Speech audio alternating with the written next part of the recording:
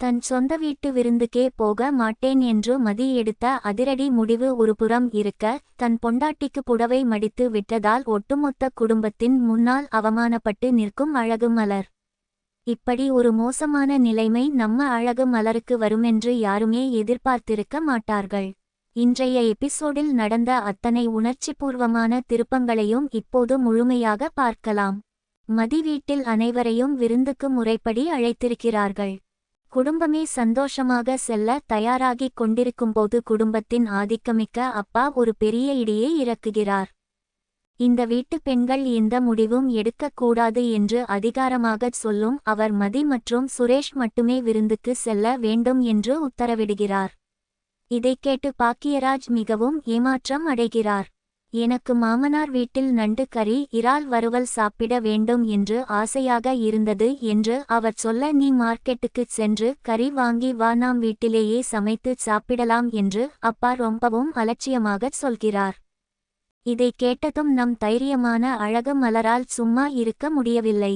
மதி வீட்டில் நம் எல்லோருக்கும் சேர்த்து தான் சமையல் செய்திருப்பார்கள், நாம் அனைவரும் போகவில்லை என்றால் அவர்கள் மனது எவ்வளவு கஷ்டப்படும் என்று நியாயத்தை கேட்கிறாள். உடனே அப்பாவுக்கு கோபம் தலைக்கு ஏறுகிறது.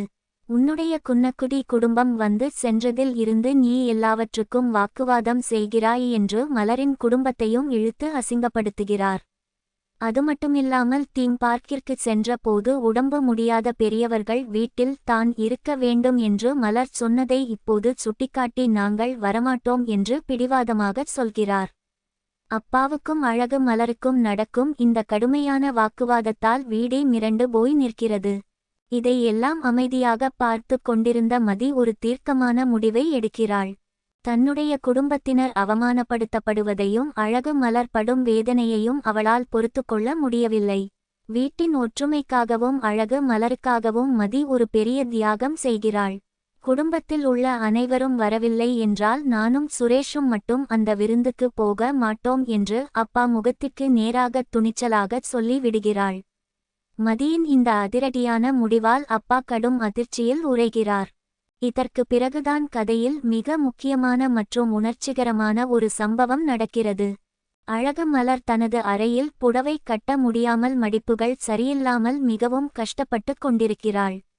இதை பார்த்த அவளது கணவன் பாக்கியராஜ் தன் மனைவி மீதான அன்பால் அவளுக்கு உதவி செய்ய வருகிறான். அவன் தன் கைகளால் அழகு மலருக்கு புடவையை அழகாக மடித்து விட்டு கொண்டிருக்கிறான். இருவருக்கும் இடையே நடக்கும் இந்த அன்பான தருணத்தை அங்கு வரும் மாமியார் பார்த்து விடுகிறார். ஆணாதிக்க சிந்தனை ஊறிய அந்த மாமியாருக்கு இதை சுத்தமாக பொறுத்து கொள்ள முடியவில்லை. பதறிப்போன மாமியார் கோபத்தின் உச்சிக்கே சென்று கத்துகிறார். பாக்கியராஜ் என்னடா பண்ணிக்கிட்டு இருக்க, ஒரு ஆம்பளை போய் பொண்டாட்டிக்கு புடவை மடிச்சு விடுறியா என்று அதிர்ச்சியோடு கேட்கிறார். அழகு மலர் என்ன சொல்வது என்று தெரியாமல் திகைத்து நிற்கிறாள்.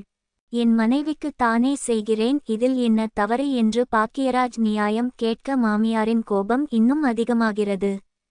எனக்கு கை வலிக்கிறது என்று சொன்னபோது வெறும் தைலம் தடவி விடுகிறேன் என்று சொன்ன நீ இப்போது உன் பொண்டாட்டிக்கு புடவை மடித்து விடுகிறாயா என்று அழுது கொண்டே சத்தம் போடுகிறார்.